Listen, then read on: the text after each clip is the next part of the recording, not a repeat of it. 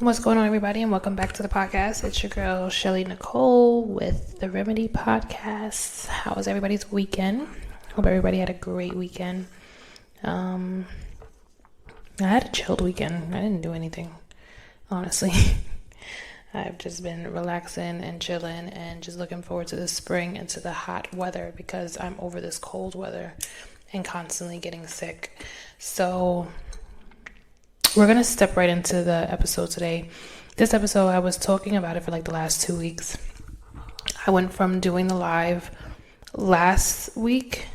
I did the live last week. It was only for like 30 minutes. It wasn't too many people on, so we kind of like wrapped it up very quickly. But the week before that, it was booming. It was really like people were on it. So I was going to come back on, but then live was just acting weird on Instagram, and then people kept calling me, so I was like, all right, forget it, I'll just do it next week.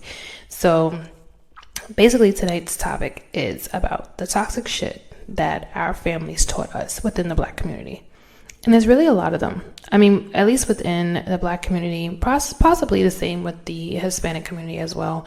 But I was having this conversation with a friend of mine, and we were basically just saying like how there are so many toxic traits that we have that we just continue to bring down from generation to generation, and it explains why we are the way that we are, or we act the way that we act. And in some things it's like it's just embedded in us. It's some things that are just it makes us who we are, and some we don't have to change. I feel like I said, that just makes us us, and that just keeps us separated from everyone else. But there are some toxic things that I just feel like I wish we would stop doing, or just like not do it as often. So like the one thing is the aggressive discipline. Now, I get it. We have been accustomed to aggression and to being disciplined. If you take it all the way back into slavery, where the masses were out here disciplining us if ever we did anything wrong, if we ran away, if whatever they told you not to do and you did it, you got disciplined. And the aggression came from centuries of us being tormented and being abused. But I think we've now taken that with our, and I mean, I guess it has been passed down, right, from our children, where you have to tell them, like, don't do this, don't do that. If you do this, you're going to get hurt. And hoping that they listen and they pay attention to preventing them from getting into trouble. And I think that's where a lot of it comes from. I don't think it really comes from an angry place. It just comes from a place of preventing you from getting hurt, preventing you from possibly being detained by the police, possibly getting into it with someone outside of your culture, outside of your race, and things turning for the worse. Somebody had agreed with me on that when I had mentioned that on the live, and some people don't like to think of it that way or think that far back. But if you don't really know, or you're not really educated on that, I would read up more on it, because it does make sense. It makes sense in my head, at least, that a lot of what we do and how we say and how we treat our kids and how we just keep passing this down is because of what our grandparents, great-grandparents, great-great-great-grandparents had been taught, because it prevented them from getting into any trouble with the outside world. Even if you look at like the actual facts of it all, from kids who are like in preschool and school age, like middle school, as you become an adult, if you've gotten spanked or popped or like, I don't want to say beat up, because that sounds like child abuse, but if you've ever gotten your hands laid on you as a child, or like a belt or a shoe or anything like that, it causes or develops anxiety and depression in adults, if that's something that you have experienced as a child. Now, I guess that can be true. I guess some of it is possibly not, but I don't know. I guess it just depends on the individual. It depends on the person, because there are some people who I know who have gotten beat when they were kids, got popped, shoes, pots, pans thrown at their head, and they're just like, it happened, but I'm okay. Like, it just made me a little bit stronger, but they don't feel that they have any depression or anxiety. And again, it's individual, so it may have happened in one person, it may not have happened in someone else.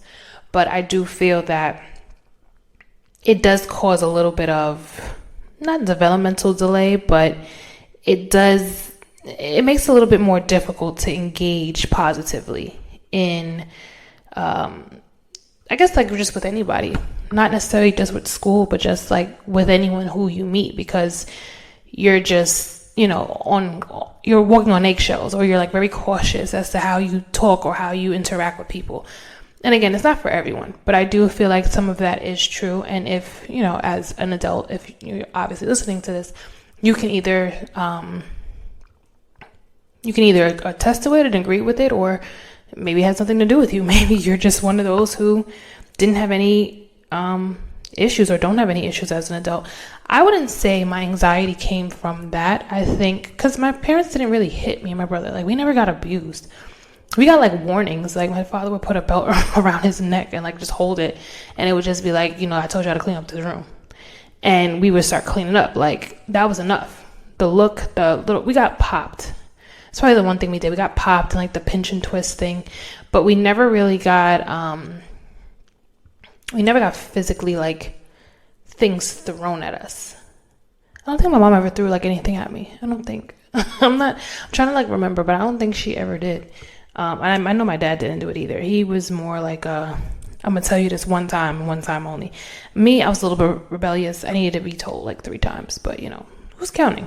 But I guess some of the like aggressive talking that we are just so used to is like you guys have heard this. I'm pretty sure as a Black person, you have heard this once or twice within your life growing up.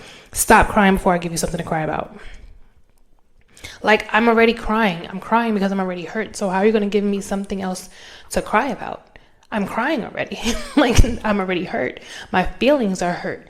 That's nothing for you to cry about. I'm going to give you something to cry about if I whip your ass. Like that.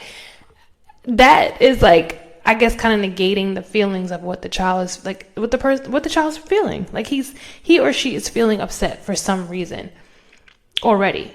So then you're going to sit here and say, well, I'm going to beat your ass again. So you're going to really be crying. So now I have to deal with the emotional side of it, like the mental side of me being upset. And now I'm getting physically abused because I guess I'm crying for no reason, according to you. Touch anything in here and I'll pop you. I remember my parents used to say that too.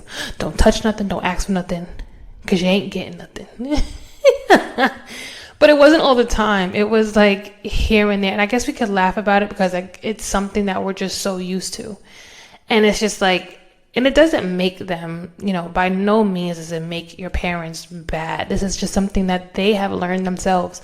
Their parents taught them this, and then their parents taught them that. So it's just something that we're just bringing down the pipeline, and we're just showing, we're sending it to our kids. I think now, at least from what I've heard from all of my friends who are parents, that they don't even like pop their kids now. Like, they don't pop their kids, and not because like, oh, it's against the law, like bullshit. They don't care about that. I think it's more so they want to break this toxic generational curse of us putting our hands on our kids to like make a point and to like discipline them, when you can really discipline them just by speaking to them and saying what you got to say. Because like I said, for me and my brother, it was more of like words were enough. Like, them words were just like, yeah, do it again and see what happens. And it was that look that we got was like, okay, you got it, no problem.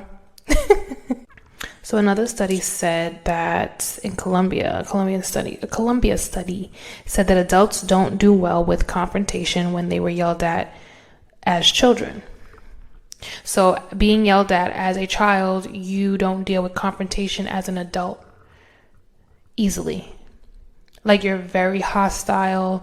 You're probably very quick to like nuck if you buck. Like, you're really angry, and how you handle it is not as like calm and understanding, or just like not as, you don't take it easily. Like, you're not able just to have a conversation and talk to someone. You're just very ready to like fight, and you start yelling and throwing things and getting real rowdy for no reason, when it's really something that could just be talked out. And that's because you're so used to having someone be so aggressive to you just off of like the smallest things. Like a friend of mine said that she hated it, and it's something that she's like learning within therapy, that she is learning the aggression that her mom would give to her and her siblings whenever she would come home. Why isn't this shit cleaned up? Mind you, the kids just got home from school. Like they just got home from school. She's probably like an hour after they get out, she's getting out of work. So they're just coming home, they're doing their homework, or like, you know, they're getting some food or a snack or something like that. And the moment she gets home, it's like, well, why isn't this cleaned up? Well, I have homework to do. Like, I'll do it eventually, but right now I'm doing my schoolwork. And she was like, her mom was very aggressive. And lo and behold, like, honestly, they were able to have this conversation with the therapist, and they were able to come to the understanding that it didn't do them any good, because they were also very aggressive in their relationships. Not even with their kids, they were aggressive with their relationships, as far as like, I told you to do this and why aren't you doing that, and very like talking down to their partners, because they were so used to it, and they saw that for them, they just got it done. So they assuming that everybody else who they encounter is supposed to do the same thing and react in that same exact way. And it came out that, you know, they were able to change it. She obviously apologized. The mom apologized for it. She didn't notice it, but it was something that she was passed down to her. Her mother did it to her. Her father did it to her. And that's why she's so aggressive, or realizing why she was so aggressive now. So even raising her children, she doesn't have kids yet, but she notices that after taking this whole therapy session, that she's going to be more mindful of how she talks to people and how she presents herself. And when she needs something to be done, it's a way you say it. Because a lot of the times it's not how you say things. It's really just it's not what you say. It's how you say it. That's what I meant to say. It's not what you say. You could say that you want something done. You could say, hey, I need you to do this, or do you mind if this happens, or X, Y, and Z. You could say all of that. But if it comes out very disrespectful, if it comes out like you're demanding somebody to do something, you're automatically turning somebody off, and they don't want to do it. And that then can become confrontational, because that doesn't necessarily mean that person will argue with you or yell at you. They'll just look at you and then turn away like, I know you're not talking to me. Because if you needed something to be done, or if you need me to do something, there's a way that you ask. And I feel like a lot of people don't do that now. They don't know how to talk. Another toxic thing that I think as people that we do is correcting feminine behavior in boys. So like, and when I say feminine behavior, I'm saying that as like, so I mentioned this on the live too, that I had, there's a girl that I know, she was basically talking about a moment where she had to correct herself, because she has I think her daughter is like 3 or 4, and her son is about like 2 or 3. They're like a year apart. So nonetheless, the son, they were going to go take a picture, and she told the daughter and the son to come take the picture with us. Like, take a picture, like, let me just, of you two together. And the daughter goes and she takes a picture where she's poking out like her little butt, and then she's doing the 2 fingers and kissy face. So the son walks over and looks at the sister like, oh, that's what you're doing. Like, I guess in his head, like, okay, I'll pose like this too. So he ends up doing the same thing, the same type of pose. But again, he's 2-3 years old. He's not knowing that a little boy is not supposed to do that. It's not correlating. All he's doing is seeing his bigger sister do something that the mom asks to take a picture, and she's posing, and he's just emulating his sister. The mom said, no, don't do that. Boys don't do that. Don't do that. Like, corrected him. And he looked like, and it's like she popped him, like, not hard, but she hit him, she said, and told him like, don't do that. So then he didn't cry. He just looked at the sister, and then he looked at the mom. And it was kind of like, and mind you, she's telling me all of this, and it kind of made her emotional, because she's like, I didn't realize that I basically told my son, I'm trying to teach my son to be quote unquote masculine, but he's 2 and 3. He's so young. He doesn't know that right now. He doesn't know what being masculine is as a little boy. He just knows that he's following his sister. So he looked at the little boy, stops. He stood up, he rubbed his arm and looked at the sister and looked at the mom like, okay, so, but she didn't get hit. Why didn't she get hit for it? And then he turns around to take the picture, and she's taking the picture, and he's just standing there, hands to his side, face like, it looks like he's going to cry, but he doesn't. And he's just standing there because now he doesn't know what to do. He's like, well, I can't pose like that. So now what do I do? How do I pose? So I think we as Black people are very hypersensitive to the fact of our little boys doing things that may look feminine or may be feminine without realizing that they are just little boys. They're young. They don't know no better. They're just doing what it is that they see.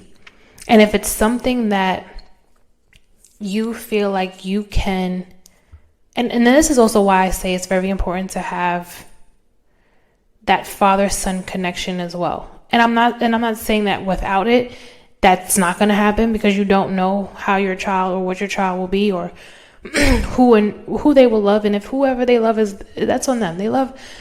That's a whole nother story. But loving your child either way, right?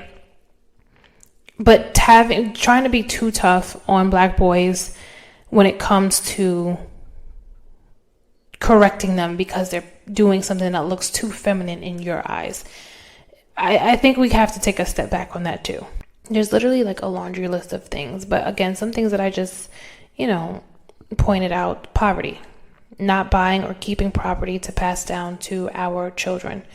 Now, I know some people don't know much about passing generational wealth down, but I don't want to hear that either, because there are just so many different things.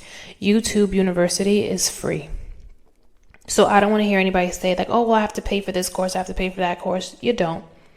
You can go on YouTube and you can literally put in the search, how to pass down generational wealth.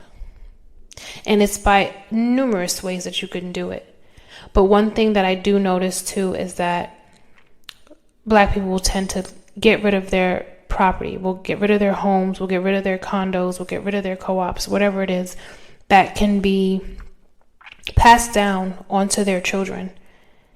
And they just say, well, I don't want to deal with this, and I don't want to deal with that, and it's just too much this, and it's just too much that, instead of just finding the resources that can help them keep the property within that family's name.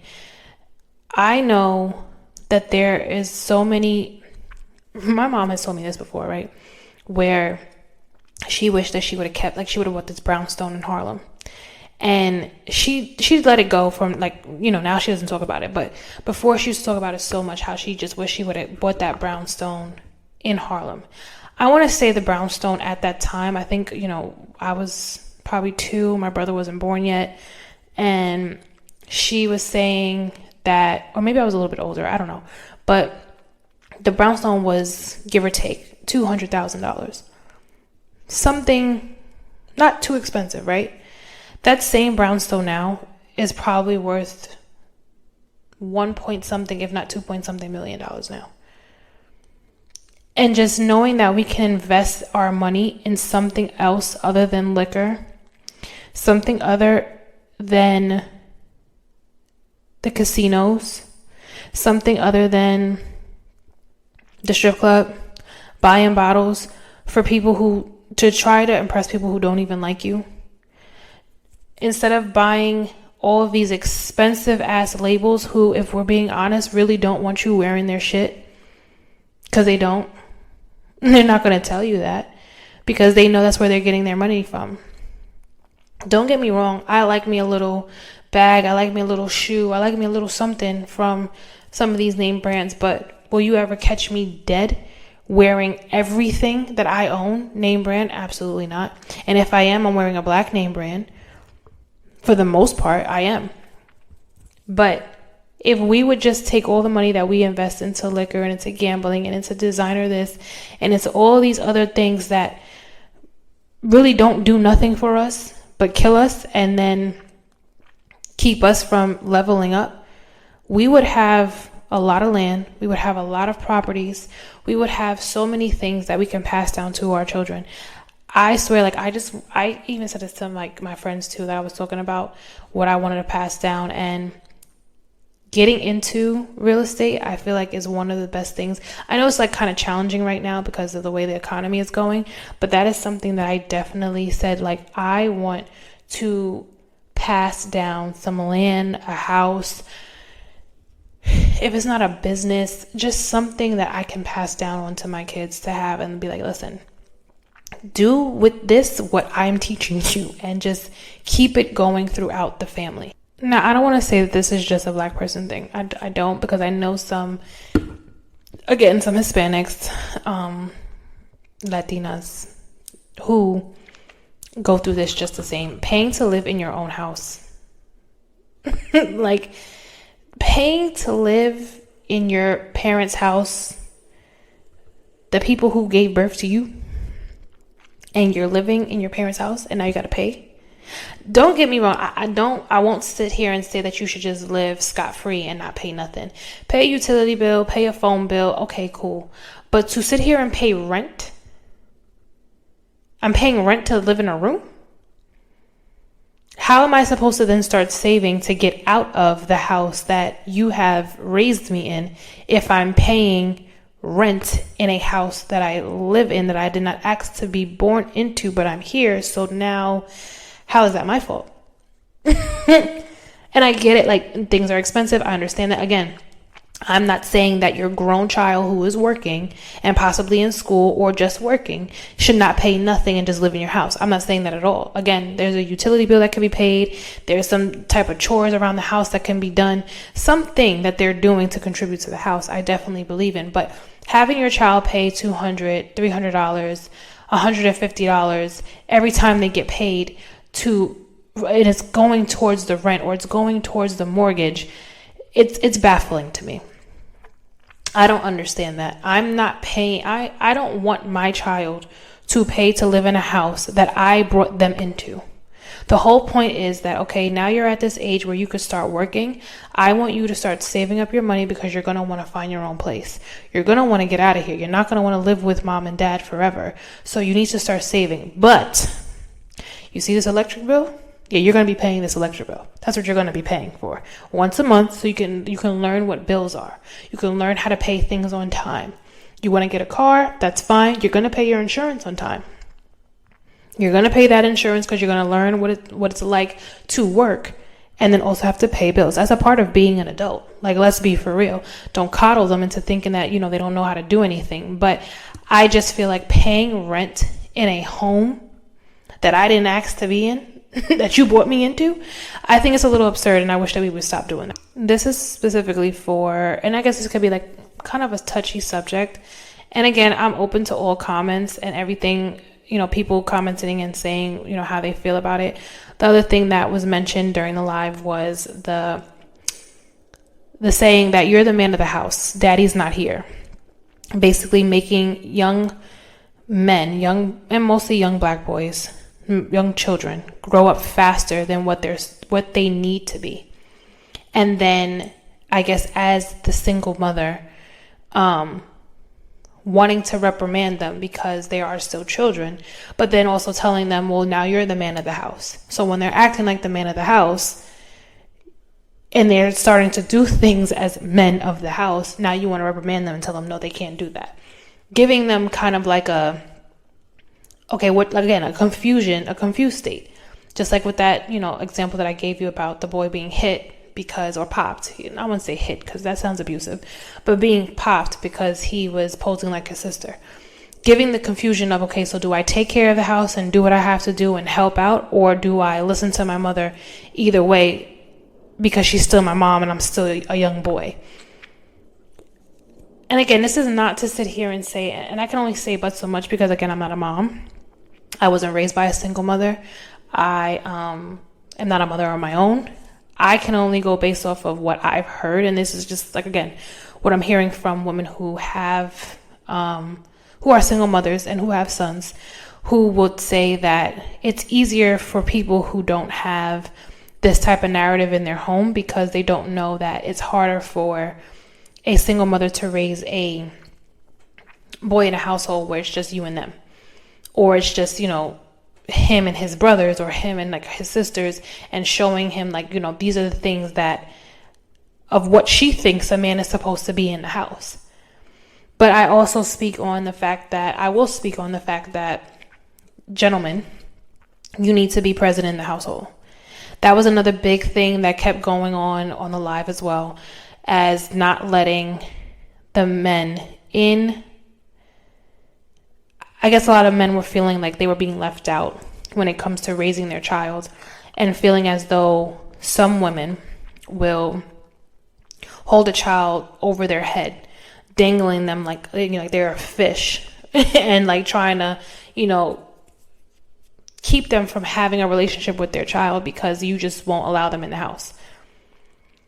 I do feel like, gentlemen, you have to take the necessary action if and only if this is a situation where she's doing something like that, where she's preventing you from seeing your child because she's bitter, preventing you from seeing your child because she's mad that you two didn't work out, so now you're not going to see your child. And I've been in a relationship where it was like that with my ex, and with one of my exes, and he, that really, it irritated the hell out of me because there was no real reason as to why she was doing that, simply because he did not choose to be with her. She kept that child away from him. So, gentlemen, I think you should take the necessary steps that there is to make sure you see your child. But women, if you are doing shit like that, you're a bozo. You are a bozo. Because, and I said it, you are. Because it didn't work out. Yes, there was probably a plan. Yes, there was probably an idea. Yes, things were said. Okay, cool. But now what are we going to do? We're going to move on. He still wants to be there. He still wants to see his child. He's still helping out. He's still doing way more. And when I say helping out, gentlemen, I don't mean as in you're giving her money once a month for this child and it's $100 and, well, I bought him some sneakers, or, well, I bought him. No, doing more than that. Picking the child up from school, taking the child every weekend or every other weekend, coming up with a schedule, giving her money when she needs it for the child. Or if you don't feel like you don't trust her, or whatever the case may be, you end up buying what you have to buy. And then when you drop the child back off to the mom, he has everything, or she has everything. Sneakers, clothes, whatever the case may be. And again, I can only speak but so much, and I can only speak again about just what I've seen and what I've seen on my personal side. But I think having the male in the household, regardless if you guys work out or not, is very, very important. It's something that obviously just needs to be, I mean, we've been dealing with this for centuries. It's not like this has happened out of nowhere, but it's something that needs to be talked about, and that will happen on a later episode. One of the last things that I'll mention is when, I guess we have this thing that we do the beating, like getting beaten when we do something wrong.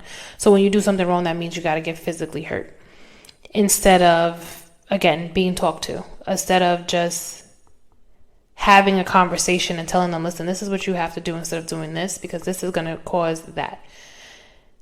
Being more open to communicating. And then I also wonder if, and I'm just thinking about this now, if our lack of communication within relationships today as grown-ups, as adults, is it effect from not being able to have conversations as a child with your parents, or your parents not being able to have a conversation with you, and instead they just lash out. You get what I'm saying? Like, you didn't get conversations.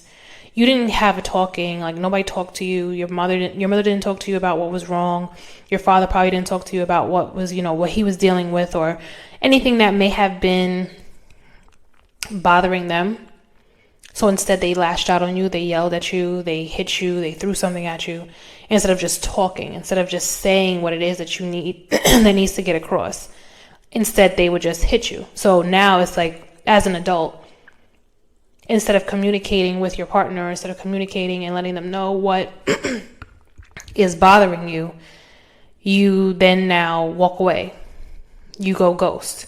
You don't say anything because you don't know how to express yourself, because you never taught how to express yourself. It would kind of make sense if you really think about it. But I mean, I guess that would be something closer to study. But again, getting beaten because you did something wrong, I think we also need to stop doing that. If you didn't get it right, you didn't get it right. But again, talking to your children and not just always having to hit them. Some kids do need to get popped. I'm not going to sit here and say that all kids are, holier than thou, and then you shouldn't have to like lay the hand of wrath on some kids, because some kids need it. But I do feel like there are multiple occasions where you can just have a conversation with your kid and they'll get it. They'll understand. Better than just having to hit them or yelling at them. Because not even just physically, just like the mental, emotional abuse that they will feel just from the words that come out of your mouth, that will then affect them as they get older. So I hope you guys have a great rest of your nights. I hope you guys have a great rest of your day, whatever time you're listening to this. Thank you guys for listening. I will be on live again on Wednesday at 6 p.m. I think I'm going to just keep doing it on Wednesday. And I'm not sure what the next topic will be. I'm going to come up with it, but stay tuned. Look at if you're not subscribed to the YouTube channel, it's on YouTube as well under Michelle Nicole. That is my YouTube channel. I put all my vlogs and the podcast and everything is just underneath there. And then look on Instagram, the remedy_podcast. I will also be advertising and showing you guys all the new episodes. Make sure you like, comment, and share. I love you guys for listening. Have a great night. Whatever happened today, keep it into today. Do not bring that shit into tomorrow. Later.